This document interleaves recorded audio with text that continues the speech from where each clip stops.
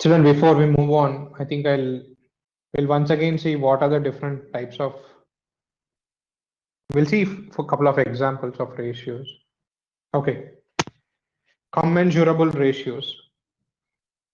If the ratio of any two quantities can be expressed by two integers, then the quantities are said to be commensurable. Otherwise, they're incommensurable. That means what? If I have the ratios in the numbers of integers, here I have integers, isn't it? This is called a commensurable ratio.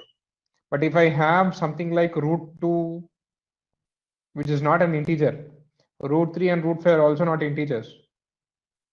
So this becomes incommensurable ratios.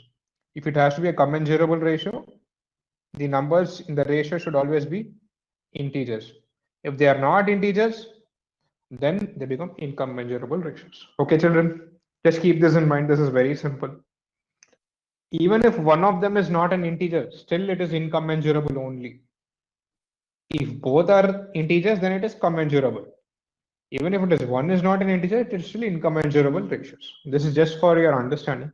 I hope that this is simple. Okay, children? Yeah, sir, I got it. Concept of proportion. So if I say A, B, C, D are in proportion, that means what? A by B is equal to C by D. A by B is equal to C by D. If A, B, C and D are in proportion, A, B, C and D are in proportion, A by B is equal to C by D. Or you can also say by cross multiplication, you can say AD is equal to BC. So we have examples here. 2 by 3 is equal to 4 by 6, children. If I cross multiply, 2 into 6 is 12 and 4 into 3 is also 12. Okay, so this is here in proportion. This is what it means. And if you simplify 4 by 6, you anyways get 2 by 3. Sir, I didn't get it. You need to understand first. You're not understanding. You're not observing what I'm saying. You just want to say what you want to say. So then once again, if I have A, B, C, D are in proportion, what it means is A by B is equal to C by D. Okay. Or if I do the cross multiplication, I have AD is equal to BC. Okay. Now here we have an example. 2 by 3 is equal to 4 by 6. And when I simplify 4 by 6, I get 2 by 3. Also, if I do the cross multiplication, 2 into 6 is 12 and 3 into 4 is 12. So these four quantities, 2, 3, 4 and 6 are in proportion. Neha, clear, no? Yes, sir. Yeah. So first you need to listen, then you'll get it. So anybody has any doubt here? If somebody has a doubt, please type a no in the chat box so that I can explain once again. Those who have not understood, please type a no in the chat box so that I can explain once again.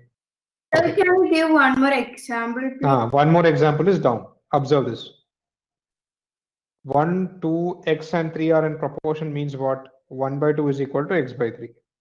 So children, I have something called continued proportion. If A, B, C are in continued proportion, that means what? A by B is equal to B by C. Similarly, if A, B, C, D are said to be in continued proportion, that means what? A by B is equal to B by C is equal to C by D. It goes on like this.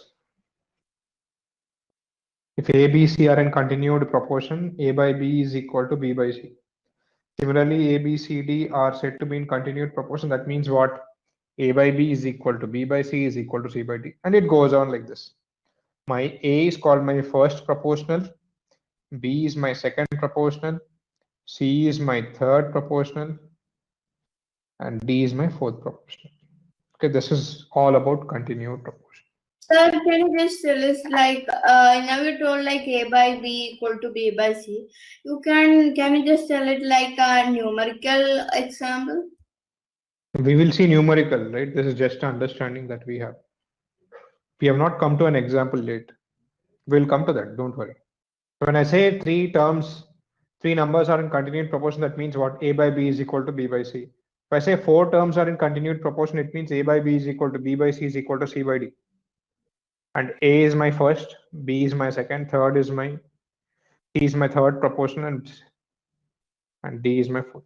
We'll see one question, don't worry. Children, now let us talk about mean proportion. If A, B, C are in continued proportion, that means what? A by B is equal to B by C. Okay.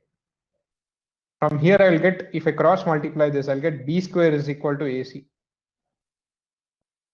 And B is equal to root of C. B is equal to root of AC. Now, B is called the mean proportion of A and C. Children, make a note of this. If A, B, C are in continued proportion, B square is equal to AC, or B is equal to root of AC. That means B is called the mean proportion of A and C.